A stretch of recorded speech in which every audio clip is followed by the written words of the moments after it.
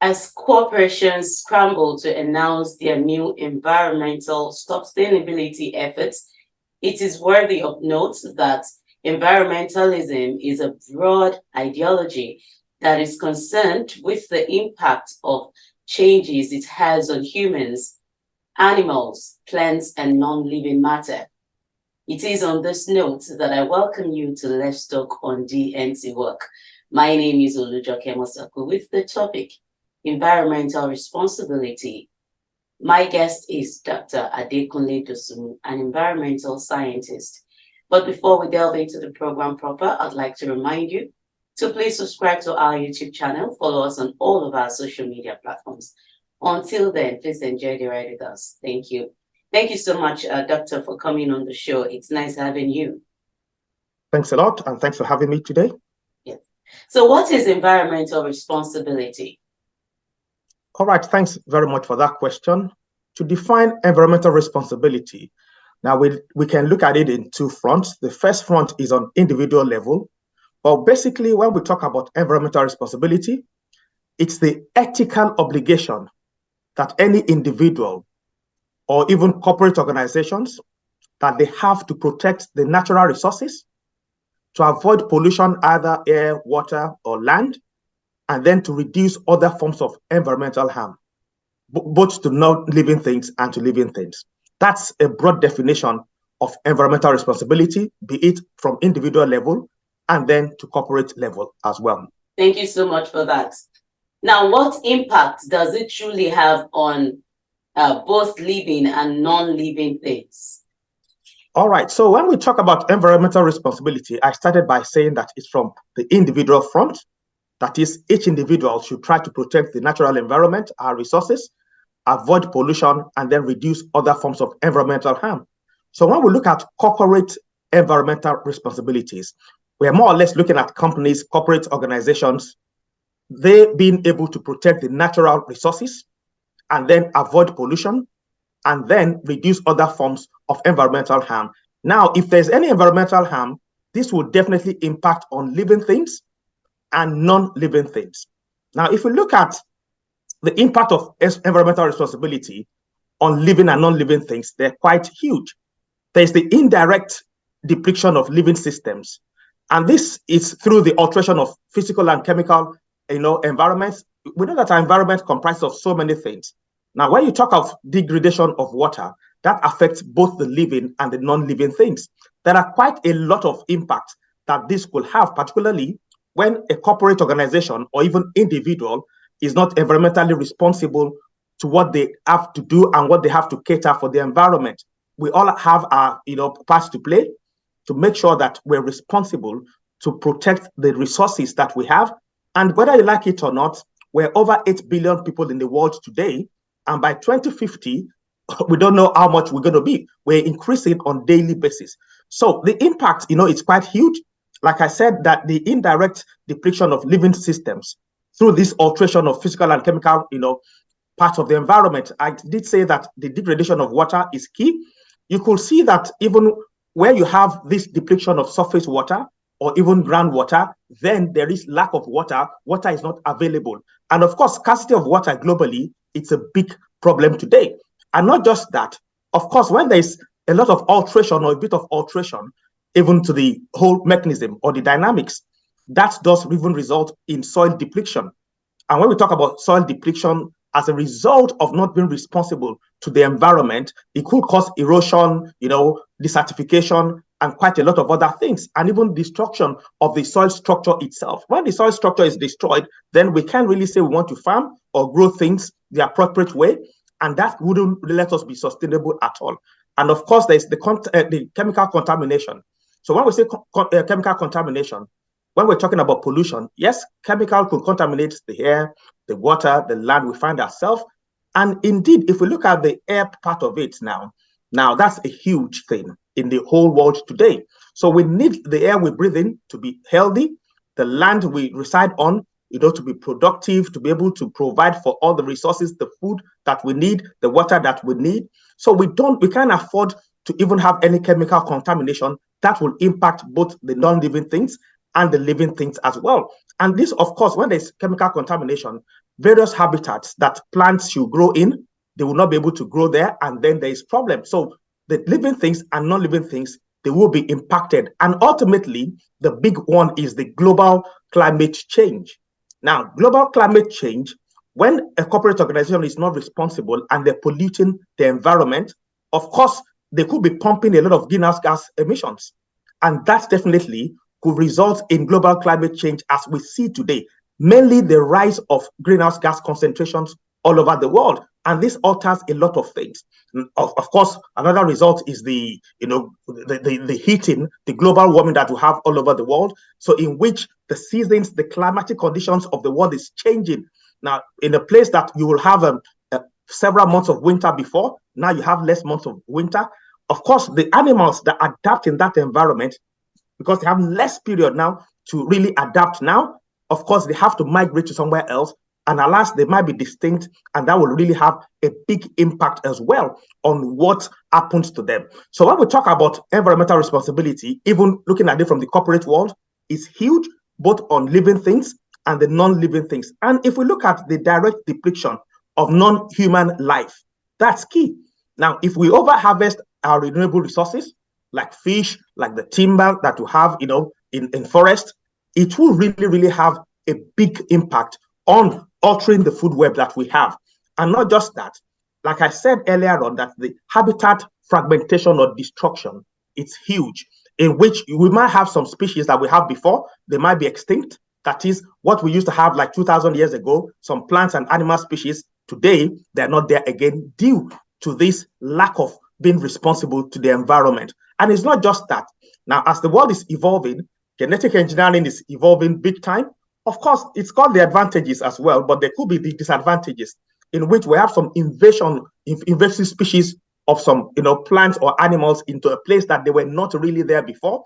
And they might not just be this invasive species that wouldn't be tolerant or even be helpful or impactful positively to that new environment. And then once they colonize that, then there's problem, and then there's alteration when we genetically engineer a lot of things, and that will really have impact on both the non-living things and also on the living things. And like I said earlier on, that if we look at the direct degradation on human life, it's huge.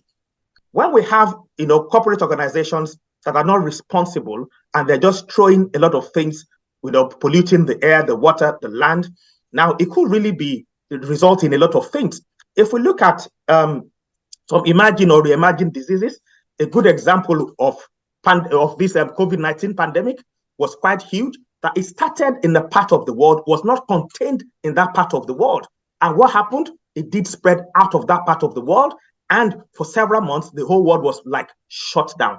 Now, this is very important to look at this from this disease point of view. And we've had all this AIDS, we've had Ebola virus and all other respiratory diseases like that, that corporate organizations need to be responsible. And it's not just that. When there's this direct degradation on human life, like I said, you have so many diseases like the pandemic that shut down the whole world. And then what we'll have is reduced quality of life. And when we have reduced quality of life, when food is not available where it should be available, you'll have malnutrition, you'll have starvation.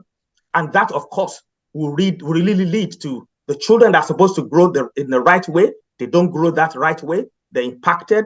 And a lot of other things that we should have, resources that we should have, we will not have that at all. And both living and the non-living things will be impacted. Now, if corporate organizations are not responsible, that will lead to negative impact to both living things and non-living things. Now, you're mentioning corporate organizations. I actually intended asking you what to explain corporate environmental responsibility. So let's quickly do this in a bit.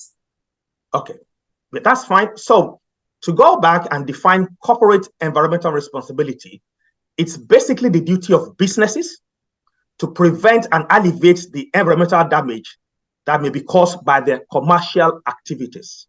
Because what they're out there to do is either produce services or products, and the end game is to make profit.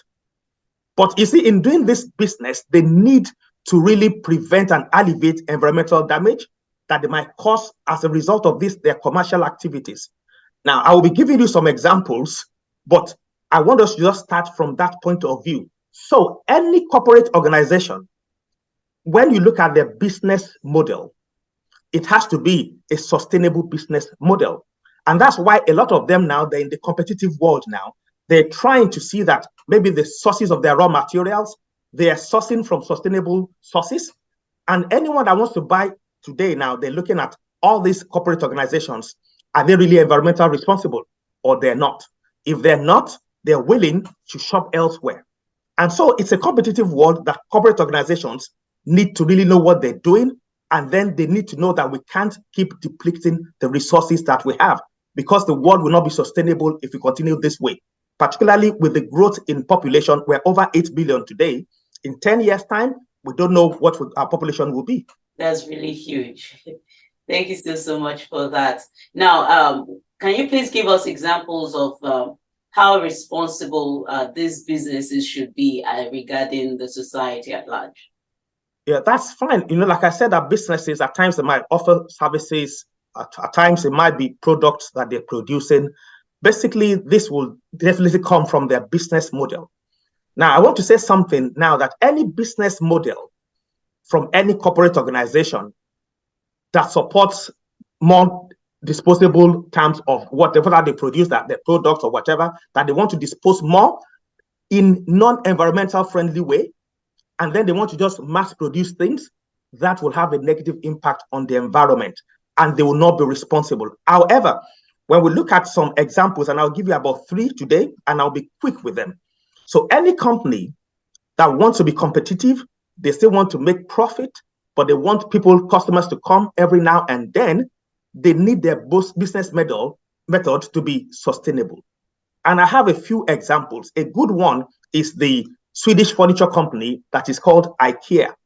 Now, that originated from Sweden, but what do? They do more of furniture and things like that.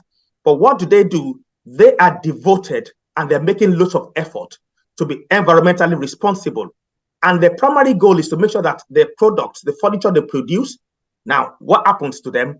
Almost, and I say this carefully, that almost all of their wood used in their IKEA products, they come from sustainable sources. And then this includes recycled wood as well. And it's not just this that IKEA does to really be responsible to the environment. The furniture is designed in such a way that they minimize waste, particularly during the production. And of course, their products too, they're lighter, to transport. That means that the greenhouse gas emissions from transport is reduced. However, when they're heavy, of course, with more weight, more greenhouse gas emissions is being, dispelled to the environment. And it's not just that. IKEA, they're environmentally responsible. And let me state this at this point in time. I'm not a shareholder of IKEA. Neither am I a shareholder of all the companies I'll be giving examples today. So I'm just giving this IKEA as a good one, that, of course, 100% of their cotton come from sustainable sources. So when you know that, 100% of their cotton that they use comes from sustainable sources, you will want to shop there, you want to buy their product. And of course, I'm not just saying this, they've come to a place that they've aimed to use only recycled and renewable plastic. Particularly, that is their projection, that by 2030, they will attain this. And they've really abolished the single use of disposal plastic products. So what are they doing now? They've replaced their plastic shopping bags with disposable and renewable sources, which is good. And it's not just this that IKEA they're into, particularly when you look at the energy, and we'll get into that much later. Now, the energy that they use is that they're dependent on now, it's more of renewable energy, particularly in a lot of their main, factories where they manufacture all this furniture. And they depend so much on their solar panels on a lot of their, buildings, which is quite good. So they've moved away now to renewable energy. They're generating their energy using solar panels, and not just that, even wind turbines as well. So when you look at this, their business model now, that it is actually sustainable, you want to tag along to go and buy there. And let me state this, as good as they are, that they're moving positively to really having a very good environmental sustainability, there is still a few things that they could still do, because a lot of their products, once they're damaged, what people do is to replace them. One, it's affordable, and then they don't really aid repairs. So they still need to look into this, that they could repair their products, or even, make sure that people just don't keep coming to buy, because how will they dispose what they bought again? So that's a good example of IKEA, that they're doing a lot, but there's still room for improvement, because of course the cost is so good and people, they're buying from them. So what else can they do? Like I said, now that they could make sure that people just don't, their furniture gets damaged, all they do is to replace. How do they discard that other one? And I'll move quickly now. We know that we're into the techie world. So I'll give the example of Apple.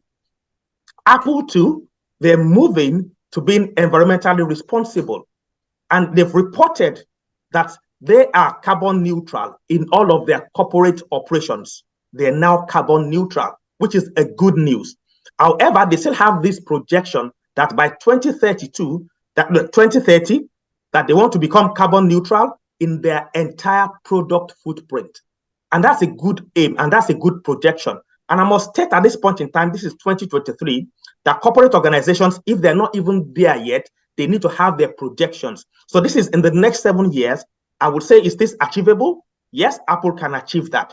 And they've started a bit, they've planned to, they've reduced their greenhouse gas emissions by 75% from 2015. And this is 2023. If they've done that, that means they've moved, in leaps and bounds. And that's quite huge for them.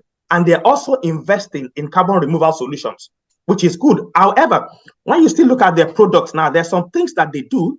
They've removed some hazardous chemicals in a lot of their products. And it's not just that, they are now recycling most of their products.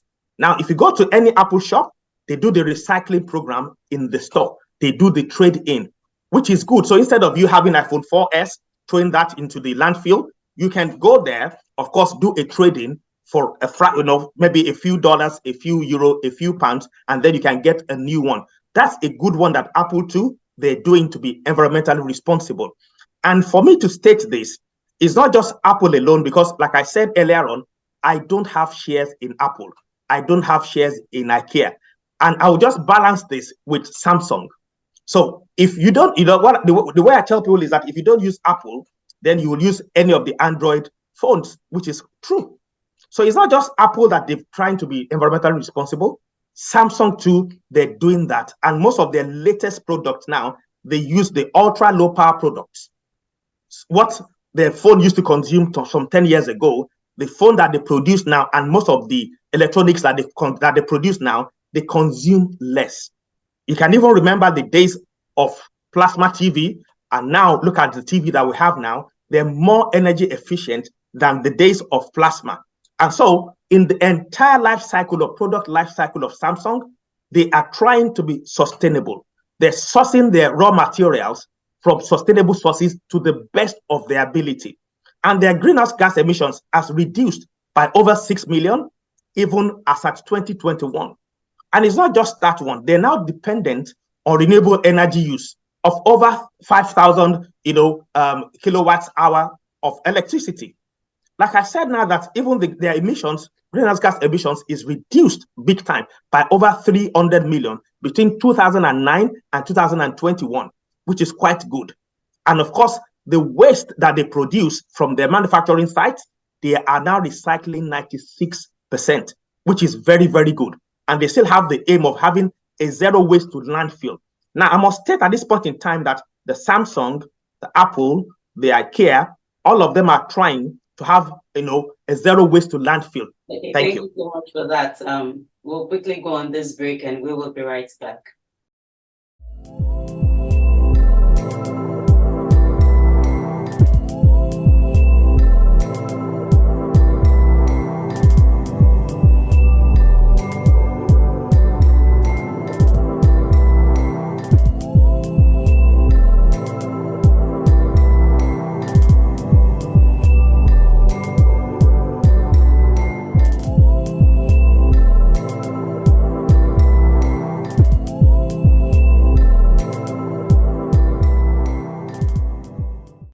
Welcome back. If you're just joining us, the program is Let's Talk on DNTWOK, and we've been discussing the topic environmental responsibility.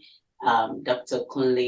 Adekunle Dosumu has been, really, really breaking all of this down for us. And I hope we're able to learn so much from him. Thank you so much once again, Doctor, for standing by. You're welcome. Now, basically, what are the strategies for environmental responsibility, and how can we create what you have mentioned, what you're going to be telling us? How can we create awareness so that people or corporate or entities in general will be able to make use of all those things to ensure that we have a safe society and environment, if I may use that? All right, thanks a lot. Like I said, that either from the individual point of view, and every time I talk about environmental responsibility, when it comes to individual, the key thing is what is called behavioral change.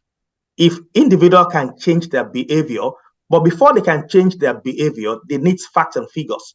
For example, now when we keep saying greenhouse gas emissions keep increasing, when we state the figures, wow, it's frightening. And then we know that the next generation, maybe they might not really live to see a healthy world. And so people can now change their behavior. When we're talking about greenhouse gas emissions, even from landfills, methane and the likes of it, when we divert waste away from landfill, it's a good thing. But when we look at the environmental responsibilities of a business or a corporate organization, it needs to be looked at. For example, a lot of corporate organizations, they need energy. So environmentally responsible companies should try to source for renewable energy. Is it by solar? Is it by wind turbine? They need to make sure that they move away from the energy from coal, from fossil fuels, and things like that. And it's not just that. It's not just the energy part of it that businesses need to look at. They need to look at the waste that they generate. So the waste that they generate, how do they dispose it? Does that really lead to any sort of contamination, either by soil, water, or air? So they need a lot to divert a lot of their waste. They need to think about the 3 R's. Can they recycle? Can they reuse? The waste that they produce, or can they recycle? It's very, very important that they look at this very well. And whatever that they do in their businesses, for example, I know an organization, particularly a university, that they've said their aim is to move away. They want to be 100% paperless. Wow, what a very big ambition. So now what they're doing is to print less and less and less of things, even at meetings, minutes, even giving to their students some papers, and which is quite good. And they've really made a lot of progress, although they're not there yet. But the amount of money they spend on stationery has reduced greatly. So they need to look at how they dispose of their waste. And it's not just that. In any of their processes, to a business or a corporate organization, do they really pollute the environment in any way or form? And so they should take steps to reduce or eliminate the harmful substances that might really emerge from their businesses or their corporate, their production. Thank you so much for such a wonderful time with you. I really learned a lot from you. Do you have any final word as we round up? Yes, I do. I would say there are 5 things to either any individual or corporate organization if they want to be environmentally sustainable or responsible. And this includes being honest, having honest communication with their employees, the suppliers, the sources where they get their raw materials. So honest communication is number 1. Number 2, environmental awareness is key. And of course, it's not just environmental awareness. The product design is key. When they are designing their product, they need to design it that is such a way that it is sustainable. And then they have to be compliant with environmental laws, either locally, nationally, or internationally. And that is key. And lastly, they should all look at sustainable development, which is quite a big thing to look at. But these 5 areas, individual and corporate organizations, they need to look into this so that they could be environmentally responsible. Thank you. Thank you so much once again. Thank you. Yes, ma'am. You're welcome. And to you out there, thank you too for being part of the show. Please be environmentally responsible so that we can have a beautiful habitat to live in. Until next time, when I come your way again with another topic, I remain Dosumu. Bye for now.